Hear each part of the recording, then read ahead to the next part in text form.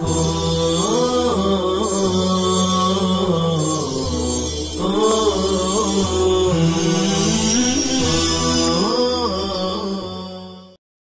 اللہ الرحمن الرحیم عن عمر بن الخطاب رضی اللہ عنہ قال قال رسول اللہ صلی اللہ علیہ وسلم انما الاعمال بالنیات وانما لامرئ ما نوى ومن كانت هجرته الى الله ورسوله فهجرته الى الله ورسوله ومن كانت هجرته إلى دنيا يصيبها أو امرأة يتزوجها فهجرته إلى ما هاجر إليه متفق عليه۔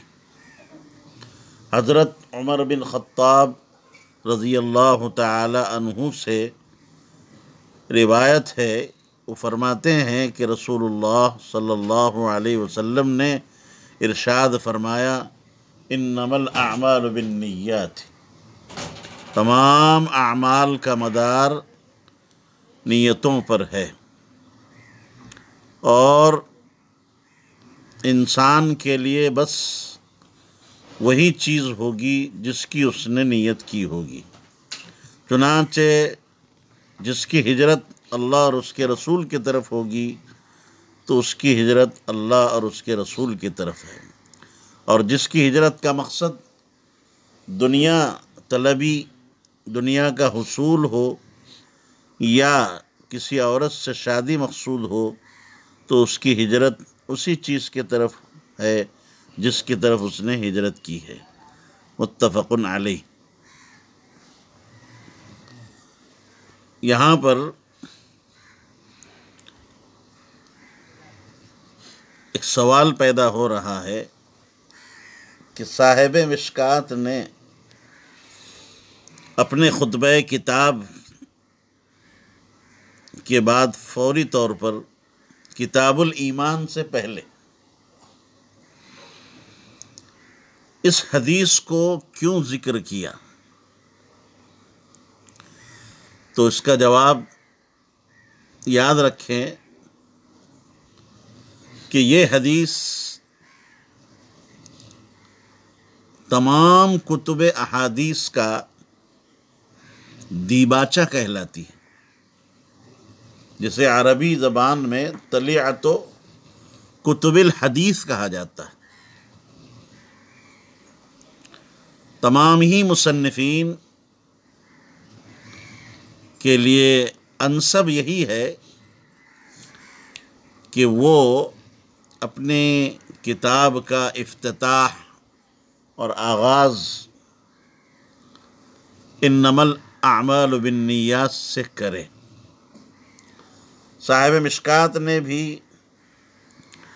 اس حدیث کو یہاں پیش کر کے اس بات پر گویا تنبیہ فرمائی کہ ہر عالم اور متعلم کو اس سے پہلے کہ وہ کسی حدیث کی کتاب کو شروع کرے اپنی نیت کا جائزہ لے لینا چاہیے، اور اپنی نیت کو درست کر لے، اور اس میں للہیت اور اخلاص پیدا کرے، اس لیے کہ اخلاص اور للہیت یہ تمام احوال جیسے عقائد ہیں اور اعمال ہیں وغیرہ وغیرہ، ان سب کی اساس اور بنیاد ہے۔ سب سے پہلا کام جو ضروری ہے وہ یہی ہے کہ ایسے مقصد کا قصد کرے جو اللہ صمد کی معرفت تک پہنچا دے۔ ظاہر سی بات ہے کہ قصد جو ہوتا ہے وہ پہلے ہوتا ہے، سابق ہوتا ہے، اور مقصود جو ہوتا ہے وہ لاحق ہوتا ہے، بعد میں ہوتا ہے۔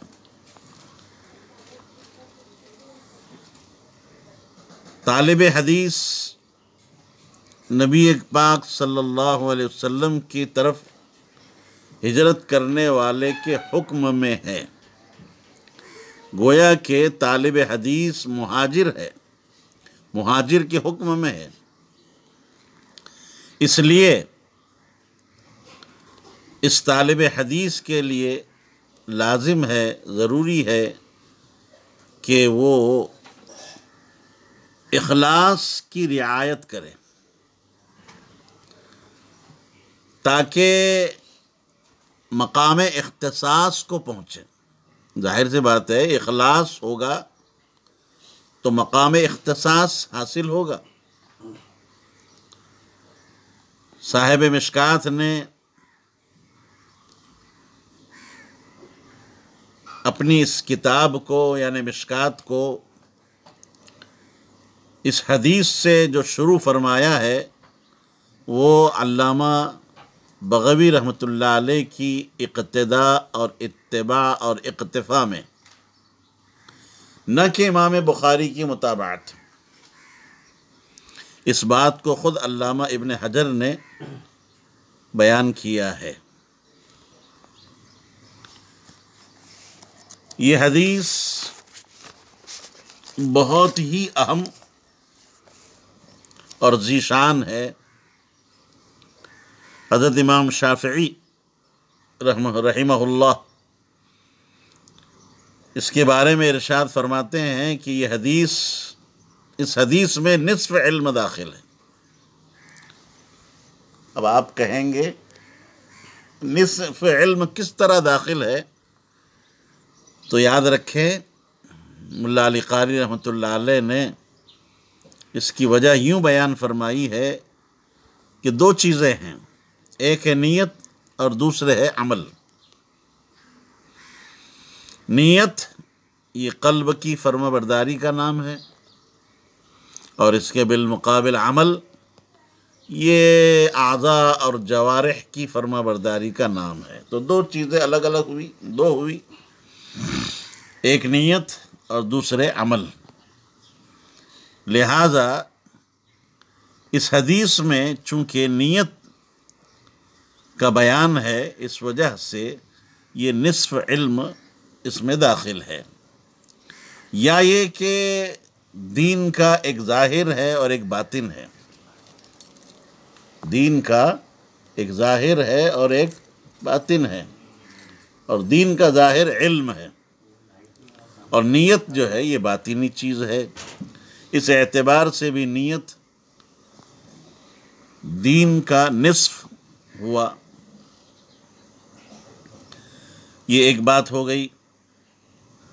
دوسری بات اس حدیث پاک کے سلسلے میں یاد رہے کہ اس حدیث کا سبب ورود اور پس منظر کیا ہے۔ تو اس سلسلے میں حضرت عبداللہ بن مسعود رضی اللہ تعالی عنہ سے مروی ہے، وہ فرماتے ہیں کہ ایک شخص نے ام قیس نامی عورت کو نکاح کا پیغام دیا، مگر اس عورت نے نکاح کے لیے ہجرت کی شرط لگا دی کہ اگر تم مدینہ ہجرت کر کے آؤ گے تو میں تم سے شادی کروں گی، ورنہ نہیں۔ چنانچہ وہ صاحب ہجرت کر کے مدینہ پہنچے اور تکمیل شرط پر اس عورت سے نکاح ہو گیا۔ چنانچہ اس کے بعد ان بزرگ کا نام بطور مزاح کے مہاجر ام قیس ہو گیا۔ اسی کے پیش نظر ہمارے آقا صلی اللہ علیہ وسلم نے انما الاعمال بالنیات ارشاد فرمایا۔ اب ایک اشکال وارد ہوتا ہے کہ ایک صحابی ہیں، صحابی جلیل حضرت ابو طلحہ رضی اللہ تعالی عنہ، انہوں نے بھی بحالت کفر حضرت ام سلیم رضی اللہ تعالی عنہا کو پیغام نکاح دیا تھا۔ انہوں نے انکار کیا، تو حضرت ابو طلحہ رضی اللہ تعالی عنہ نے اسلام قبول کیا اور ام سلیم سے نکاح فرما لیا۔ اب سوال یہ پیدا ہوتا ہے کہ اسلام تو ہجرت سے اعلیٰ ہے، پھر بنیت نکاح یہ اسلام کیسے قابل قبول ہوا؟ تو جواب ذہن نشی فرما لیں، بہت ہی واضح ہے اور سادہ الفاظ میں یاد رکھیں کہ حضرت ابو طلحہ رضی اللہ تعالی عنہ کے دل میں اسلام کا داعیہ نکاح کی وجہ سے پیدا نہیں ہوا تھا، بلکہ پہلے ہی سے ان کے دل میں نکاح اسلام کا داعیہ موجود تھا۔ اب یہ نکاح تو محض قبول اسلام کا ایک وسیلہ اور ایک جو ہے واسطہ اور ذریعہ بنا ہے، ورنہ تو ان کا اسلام محض اللہ کی رضا کے لیے تھا۔ جی، عن عمر بن الخطاب رضی اللہ عنہ، حدیث کے راوی خلیفہ ثانی عمر بن خطاب رضی اللہ تعالی عنہ ہیں۔ آپ کا اسم گرامی عمر ہے، والد کا نام خطاب، عدوی قرشی۔ صحابہ میں سب سے پہلے امیر المؤمنین کے لقب سے ملقب ہونے والے آپ ہی ہیں۔ حضرت عمر رضی اللہ تعالی عنہ کا نسب نبی کریم صلی اللہ علیہ وسلم کے نسب کے ساتھ کعب بن لؤی میں جا کر ملتا ہے۔ حضور علیہ السلام نے حضرت عمر رضی اللہ تعالی عنہ کی کنیت ان کے کمال شجاعت اور کمال صلابت کی وجہ سے ابو حفص رکھی تھی۔ حفص کے معنی شیر کے آتے ہیں۔ نیز نبی کریم صلی اللہ علیہ وسلم نے آپ کو فاروق کے لقب سے نوازا تھا، جس کی وجہ یہ تھی کہ حضرت عمر نے حق و باطل کے درمیان فرق کیا تھا۔ علامہ بیضاوی رحمہ اللہ نے اللہ کے ارشاد یریدون ان یتحاکموا الی الطاغوت کی تفسیر میں ایک روایت ذکر کی ہے جو حضرت عبداللہ بن عباس رضی اللہ تعالی عنہ سے مروی ہے کہ ایک منافق کا ایک یہودی کے ساتھ کسی معاملے میں جھگڑا ہوا، منازعت ہوئی۔ یہودی اس منافق کو کہنے لگا کہ چلو نبی علیہ السلام کے پاس جا کر اس کا فیصلہ کریں گے، جبکہ منافق نے کعب بن اشرف کے پاس جانے کی بات کی۔ پھر دونوں اپنا مقدمہ نبی پاک صلی اللہ علیہ وسلم کی خدمت میں لے کر گئے۔ نبی پاک صلی اللہ علیہ وسلم نے یہودی کے حق میں فیصلہ فرمایا، جس پر منافق ناراض ہو گیا اور کہنے لگا کہ ہم یہ مقدمہ عمر کے پاس لے کر چلتے ہیں۔ دونوں یعنی یہودی اور منافق حضرت عمر رضی اللہ تعالی عنہ کی خدمت میں پہنچے اور حضرت عمر سے کہا کہ اللہ کے رسول صلی اللہ علیہ وسلم نے، یہودی نے کہا کہ اللہ کے رسول صلی اللہ علیہ وسلم نے میرے حق میں فیصلہ فرمایا ہے جس پر یہ ناراض ہے۔ حضرت عمر نے منافق سے پوچھا کیا یہی بات ہے؟ یہ جو کہہ رہا ہے یہودی، کیا یہی بات ہے؟ منافق نے کہا نعم، ہاں، تصدیق کی۔ حضرت عمر نے فرمایا کہ تم دونوں اپنے جگہ پر ٹھہرے رہو، میں آتا ہوں۔ چنانچہ حضرت عمر رضی اللہ تعالی عنہ گھر میں داخل ہوئے اور تلوار ہاتھ میں لے کر باہر تشریف لائے اور اس تلوار سے منافق کا سر قلم کر دیا۔ فرمانے لگے کہ جسے رسول اللہ کا فیصلہ منظور نہ ہو اس کے حق میں میرا فیصلہ یہی ہے۔ آیت شریفہ اس سلسلے میں نازل ہوئی، یریدون ان یتحاکموا الی الطاغوت، اور جبرائیل فرمانے لگے ان عمر، یہ بات یاد رکھے، ان عمر، یہ جبرائیل فرما رہے ہیں، ان عمر فرق بین الحق والباطل، کہ عمر نے حق اور باطل کے درمیان فرق کر دیا۔ اسی وقت سے آپ کو اس لقب سے نوازا گیا اور آپ کو فاروق کہا جانے لگا۔ حضرت عمر رضی اللہ تعالیٰ عنہ اس داخل اسلام ہوئے اور آپ کے اسلام لانے سے مسلمانوں کو بڑی قوت حاصل ہوئی۔ آپ کے اسلام لانے سے پہلے مسلمان خفیہ عبادت کیا کرتے تھے، آپ کے اسلام لانے کے بعد تمام لوگ کھلم کھلا عبادت کرنے لگے۔ ایک روایت کے اعتبار سے آپ نے اسلام قبول کیا، اس زمانے میں 40 مرد اور 10 عورتیں اسلام میں داخل ہو چکی تھی۔ سن 6 نبوی میں آپ اسلام میں سے مشرف ہوئے، اور ایک قول کے مطابق 33 مرد اور 6 عورتیں داخل اسلام ہو چکے تھے۔ آپ 40ویں مسلمان ہیں۔ حضرت عمر رضی اللہ تعالیٰ عنہ جب داخل اسلام ہوئے تو یہ آیت شریفہ نازل ہوئی، یا ایھا النبی حسبک اللہ ومن اتبعک من المؤمنین۔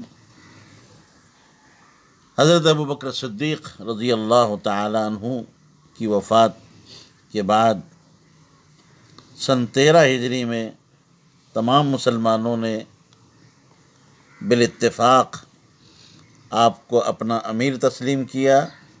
سب ہی نے آپ کی دست حق پرست پر بیعت کی۔ آپ کا دور خلافت 10 سال 6 مہینے رہا،